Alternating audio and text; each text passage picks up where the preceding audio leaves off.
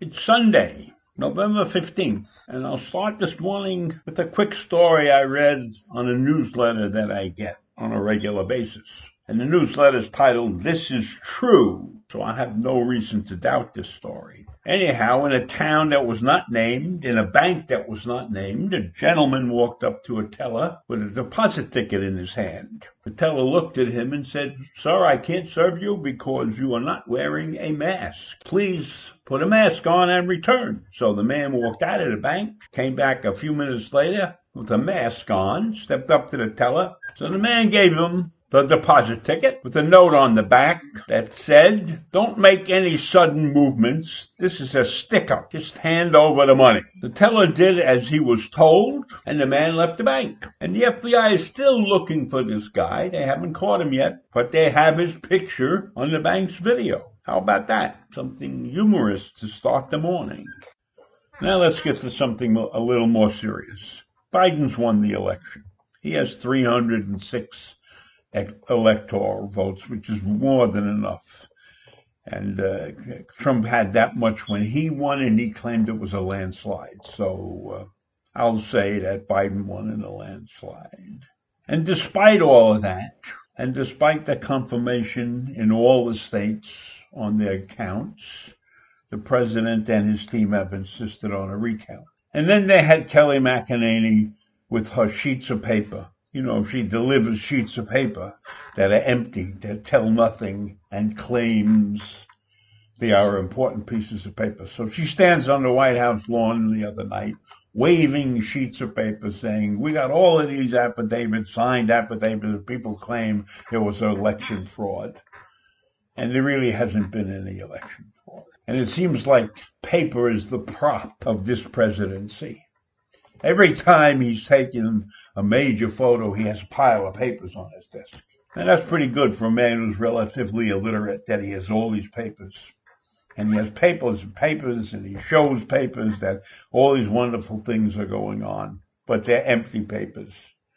They provided lists of names of people who supposedly were affected by mail fraud, and they were nothing but just lists. No evidence, nothing. So I'll get past all of that. Meanwhile, he held a news conference on the White House lawn, the first time he's probably been seen in public since the election, although he did sneak out and play golf a few times. And in this news conference, he singled out New York. And his news conference was basically about Operation Warp Speed and how he got all of these vaccines done in record time. I don't have to repeat the things she said, but record time. It takes 5-10 years to get a vaccine, but we did it with Operation Warp Speed in a couple of months. And we're going to have that vaccine released.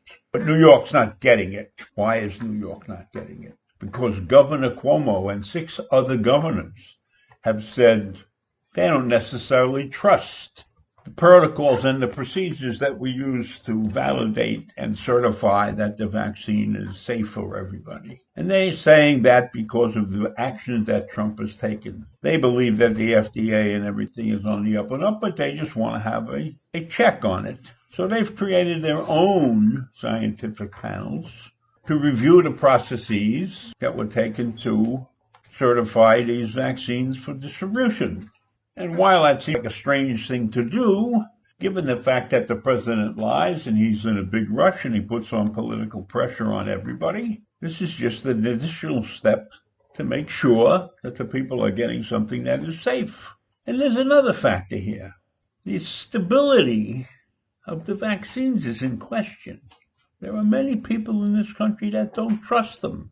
They're afraid of the vaccine. They're afraid of the way that the procedures were done and rushed. The last thing we need is a vaccination that's available and doesn't work.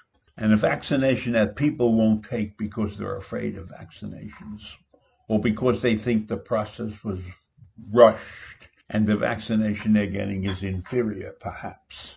Who knows why people don't want to take vaccination? You know there are anti-vaxxers in the world. So Cuomo's position is he wants his scientific team in New York State to validate that the process was 100% correct and that the vaccination is safe for everybody. It's the last thing we need is people to refuse to take the vaccination. And the president should be happy that they're doing this. It's another step in the process that will prove to the American people that President Trump's warp speed operation worked correctly. Or maybe he's afraid that there is something wrong with the vaccination, and the people will find out. There's nothing wrong with double checking and triple checking something that affects people's lives physically. And why has the president singled New York out and claimed that New York didn't want this vaccination, this vaccine? Why has President Trump singled out Cuomo? It's obvious, because Cuomo has been a thorn in his side through the whole thing.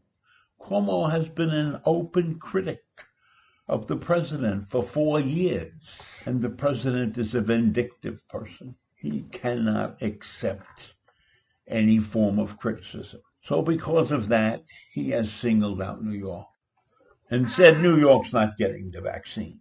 Well, the vaccine was developed in New York by Pfizer, a New York company, and they did it without taking a penny from the government. So his ranting and his claims that all of this was done because of Operation Warp Speed is another monumental lie.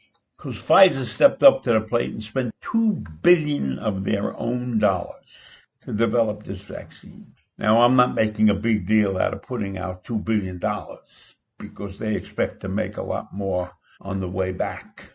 Or at least they'll break even, They'll figure out a way, as drug companies always do, they figure out a way to make money.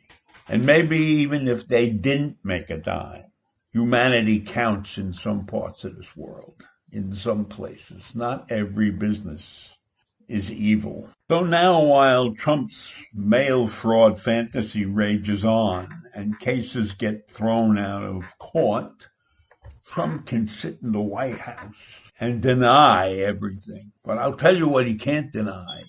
Waiting for him after his presidency is over are some huge tax fraud cases in the Southern District of New York. And I think that's the real reason that he wants another 4 years in the White House, because he's looking at jail time. And I'll say that, and then I will leave you, and I'll see you in the morning. Bye.